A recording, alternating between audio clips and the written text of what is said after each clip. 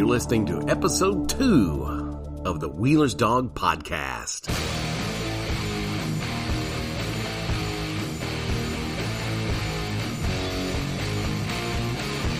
Thank you guys for checking out the podcast. Again, this is part of the 5 free podcasts. I don't think I got into it last time, but the deal is I'm going to record 2 podcasts a week. One will be available to the general public. Any and everybody can listen to it. It'll be on Spotify, Apple Music, iTunes, whatever they're called these days. Wherever you get a podcast, chances are you will find the Wheeler's Dog Podcast. And then there's going to be a bonus podcast every week for those on Patreon. So check out Wheeler's Dog Podcast on Patreon. I've got 3 different levels. 2 of them, you unlock all the audio, so that could be your one go-to place. And it's just like $4 a month to $7 a month. That's, that gets you all the audio. And then for $8 or more, well, you're in the Behind the Bark VIP club. So $8 a month, you get everything. I'm also right now working on some special little giveaways for those Behind the Bark VIP members. And, your address will be, I'll ask for your address and I'll send you out those little goodies. So again, patreon.com. Once these 5 free ones are over, all you're going to get is 1 a week. So why not get 2?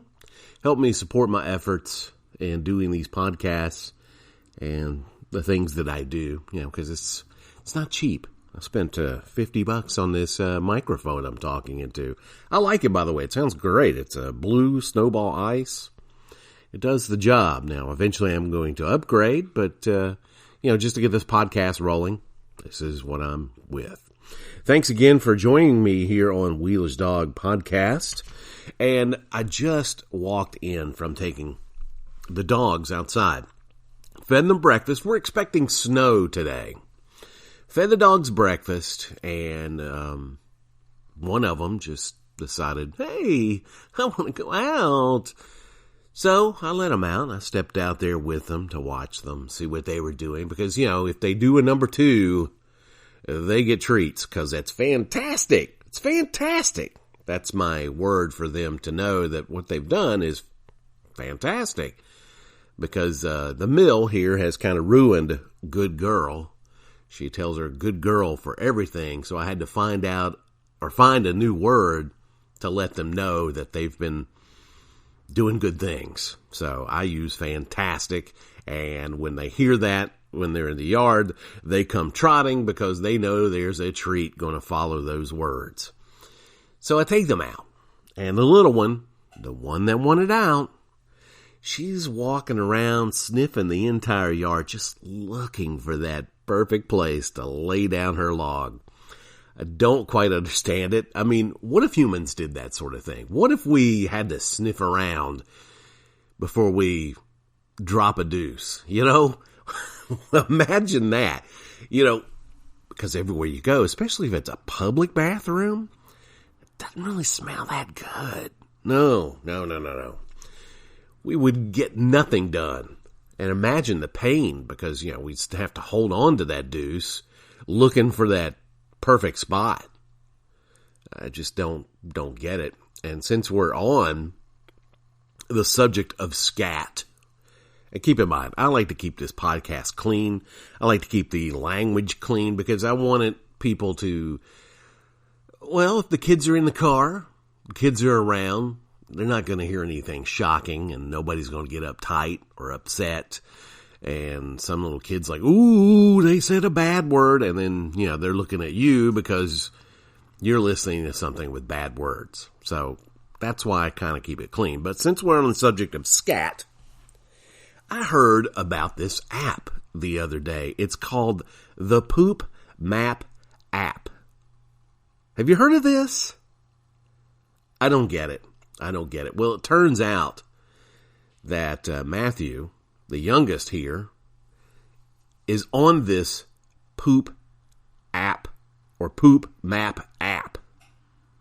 So, for some strange reason, my wife, Chigs, got on the app as well to kind of, as she puts it, to spend some quality time with her boy doing the things that he likes to do. I guess I don't quite understand it. But anyway, I had to ask. There were several questions. So last night, first of all, it was a big secret because Chigs was kind of hiding her identity to him. She just wanted, I guess, to map out his poops. And so she befriended him. Well, it turned out that it was not him. It was some other dude using the username Floater. His had some numbers after it. So we had a nice chuckle over that. And then I had to ask, is this popular with the teenage boys? Turns out that it's really popular with the teenage girls at his school. So I'm guessing that his girlfriend is on this Poop Map app, and all of her friends and all of his friends that are female, I don't know. I just assumed that it'd be a guy kind of thing to do because that's what it sounds like. Because, guys are gross, That kind of bathroom humor is, well, it's a guy thing. I would not expect that out of women. They don't sit there and say, foul things after coming out of the bathroom, like the, what is that movie? Friday, where the guy comes out and he just dropped 5 pounds or something. You just don't expect that out of women. And you just wouldn't expect that for young ladies because, young ladies are easily grossed out. Just about anything will gross out a young lady. It takes them until maybe about, mid-20s or so to where they just kind of take a chill and just like, it's just part of life. We're going to deal with it. But anyway, I found that interesting. The Poop Map app. And they were looking at it, and where he goes to high school, there's all these pins where people have taken poops. So apparently poops are happening in high schools around the country. And the person that Chigs was following, that person likes to poop just about anywhere. Grandma's house, the Stuckies. It's just interesting. And I don't know about you, but it seems kind of, I know this sounds weird coming from me because I am a very sick individual. I don't care for it. And they couldn't understand why I wouldn't even entertain the idea of being on this app. I'm very private about that sort of thing. I just, Chigs might come into the bathroom while I'm having a seat. But if there's any wiping going on, it's going to occur when she's not around or she can't see anything. I'm very, very private about my number 2 function. I don't think there's any kind of reason to broadcast it. And then where the bathroom is that I like to use, where I got plenty of room to spread out and enjoy being a man with his morning constitutional, there's just a thin wall. Well, I don't want to say it's thin, but it's thinner than I'd like between where I'm dropping a deuce.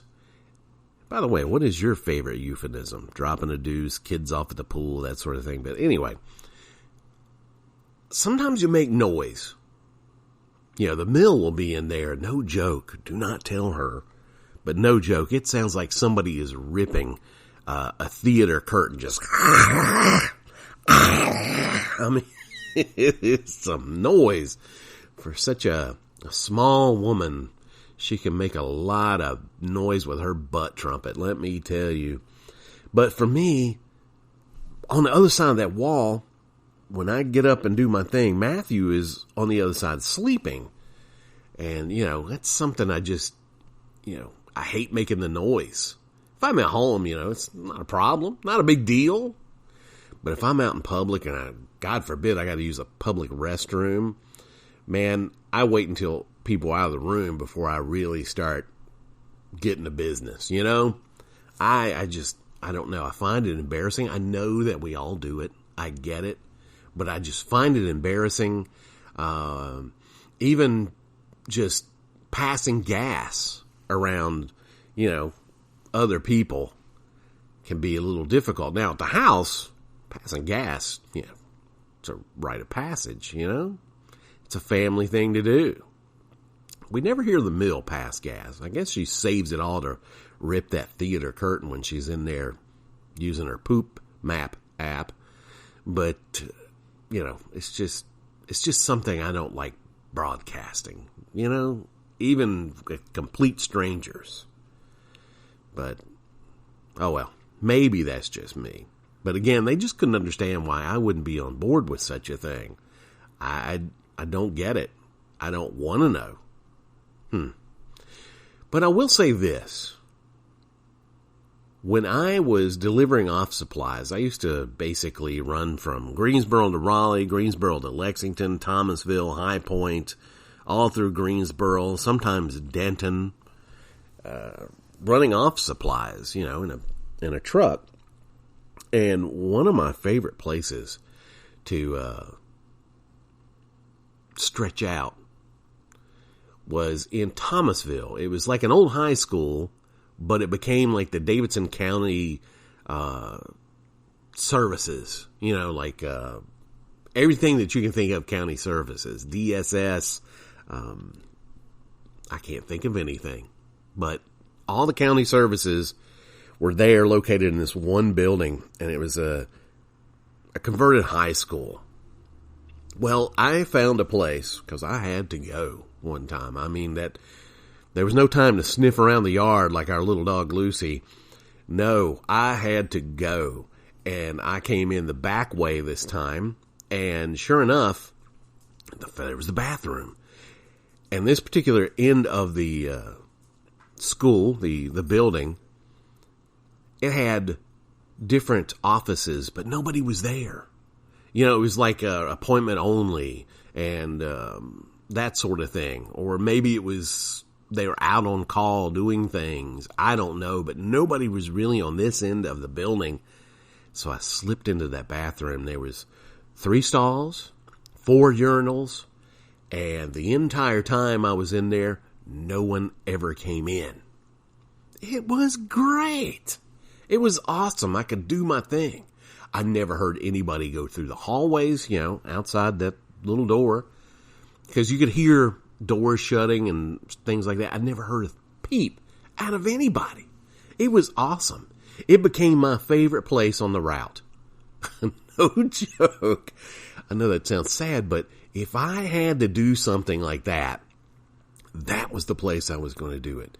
And if it was going to cause me pain just to hold on to those few ounces of excrement till I got there, I was going to do it. But, thankfully I didn't do a whole lot of pooping on the road. Anyway, I didn't mean for this whole episode to be poop-centric, but hey, it is. But again, with the dogs, I don't quite understand it. Not at all.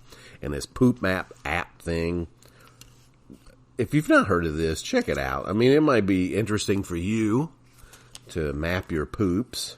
I mean, I've heard different things. I remember there was this person I know that ran a website, and he would mark all the places that he had had sex. So, I guess there's a certain degree of, how do you put it, exhibitionism to, flaunt that sort of thing. I get it. Totally get it, because I myself have kind of mapped out, where I've had this sex, what states, what county, during which sporting events. But, the whole pooping thing, I don't really get. But anyway, enough of that, all right?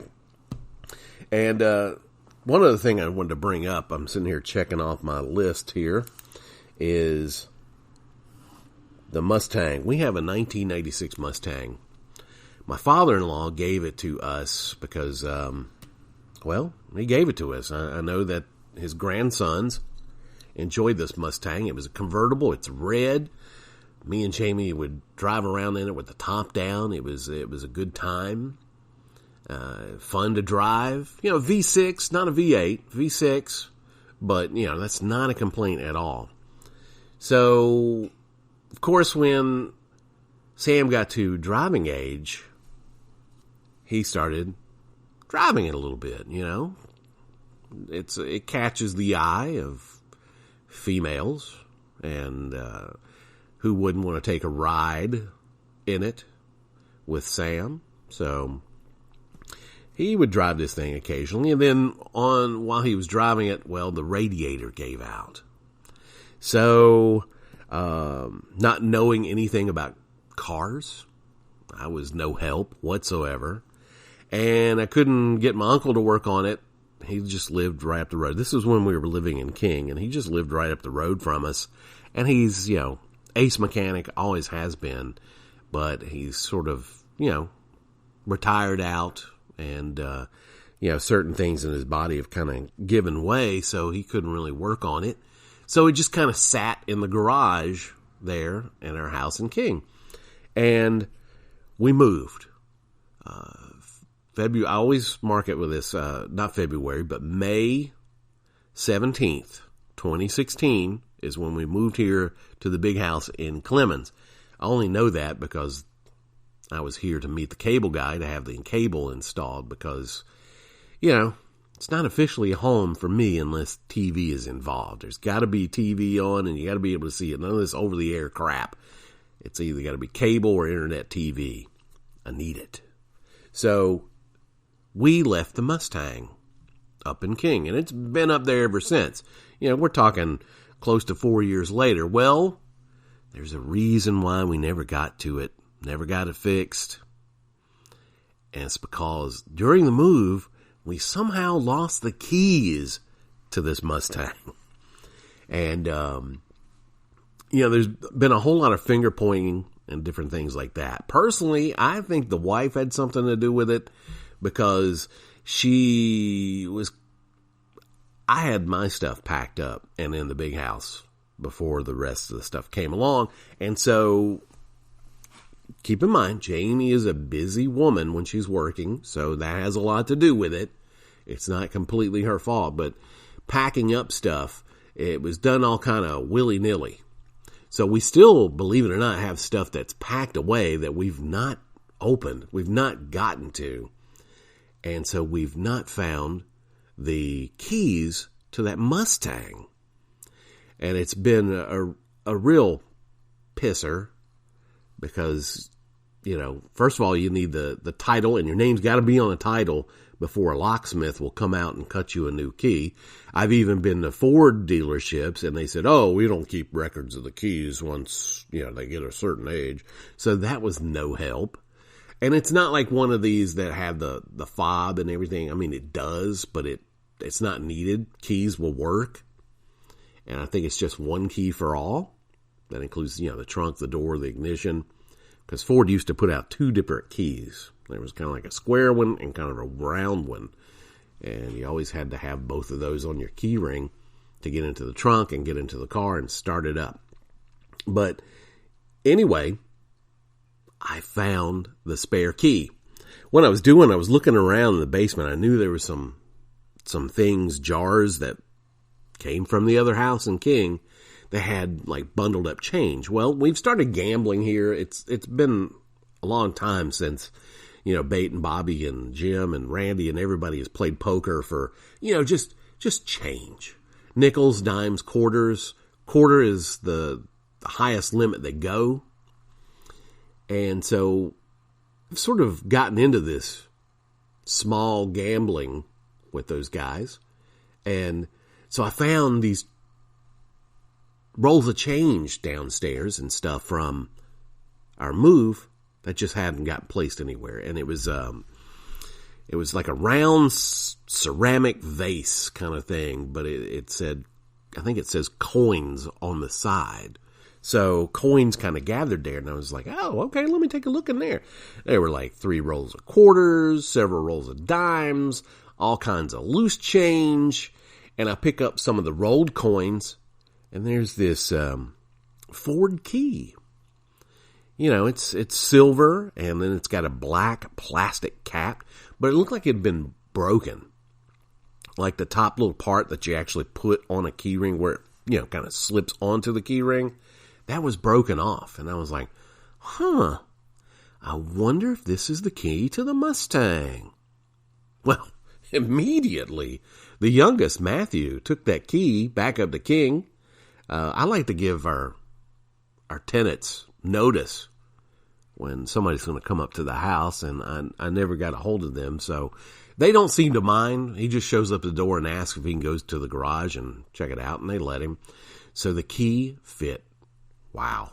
We finally found the key or a key to the Mustang. Now, the other one that's actually on a keychain, we still haven't found. It's still missing in action, and we may never see that thing. But I told Matthew, as soon as he can, just go ahead and get like a dozen keys made to that Mustang. So we'll never lose them. We'll put them in special places where we know where they are. We'll put them in the fire safe. You know, I'll have one on my key ring. I'm going to put one on Jamie's key ring. I'm going to give the neighbors one to hold on to. You know, because I do not want this thing to get lost again. Because spring is coming. I want to get that Joker road ready. Get the top down. Me and Chigs head out to different breweries. Top down, have a good time. You know what I'm saying? Play some music out of that Mustang. Wind in our hair. Oh yeah. Like a couple of kids. Because, you know, some of my favorite times were my buddy Tracy Thornton, steel panist. If you've not checked out Pan Rocks on Spotify or anything like that, check it out. Pan Rocks. He plays steel drums. He and I went to high school together. Our first high school band with Jonathan Everett. We formed it at Northwest Guilford High School. And he had a MGB, a tan MGB. And we'd always ride around the summertime with a top down. You know, a couple of long-haired guys riding around, checking out the girls, annoying the hell out of them at stoplights. Playing Y&T at tarmac levels. And for some reason, the MGB would always break down on Merritt Drive. Because, you know, we would go to Peaches. This is before I was working there. We would go to Peaches on High Point Road, and we'd take Merritt Drive to get there. And for some reason, his car would just conk out. It used to be Hunter Hills Baptist Church, right there at the bridge that crosses 40. For some reason, we broke down twice there. Same spot, twice. Both times we were fortunate to have somebody that we knew going by. One time it was my parents, and my dad stopped to help, and that was interesting. But it was always fun to ride around in Tracy's MG and with the top down. And that's the thing with the convertibles. I mean, he never locked his because he was always worried about somebody cutting through the roof. So I know one time he went to a concert and somebody cut through the roof, even though it was unlocked, and he came out and it rained during the show while we were in the Greensboro Coliseum, and the inside of his car got all wet. So, you know, I'm probably not going to lock the Mustang. And besides, you know, if you got the top down, what's the point? You know, everybody can see what's in there, but I don't plan on carrying a whole lot. Maybe one CD. That'll be it. But anyway, I'm looking forward to getting that Mustang out. I'm so glad we found the keys to that Joker. And again, thank you for checking out the Wheeler's Dog podcast. I think I've gotten a little better at this because I got to be honest with you, the first time I was nervous. I don't know if it was because Chigs was sitting here watching me or what the deal was, but I got kind of nervous. I got a little sweaty in the pits, and I kept saying and ahs, and Yeah.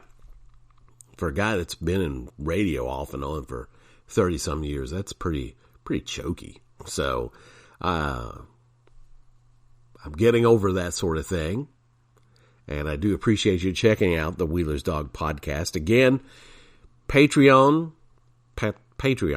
Yes, I'm having trouble saying that word. I keep wanting to confuse it with a different one. But check out wheelersdog.com.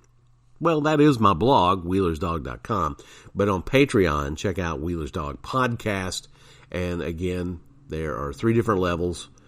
One for just, hey, I support your efforts. Thanks a lot. And I like listening to the free ones.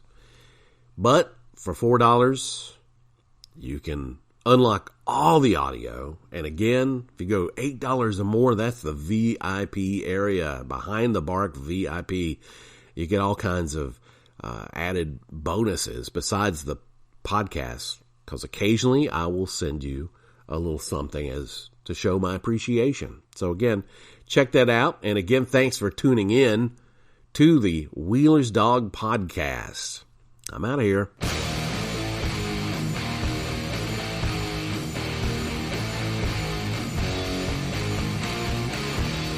Hey, I want to go out.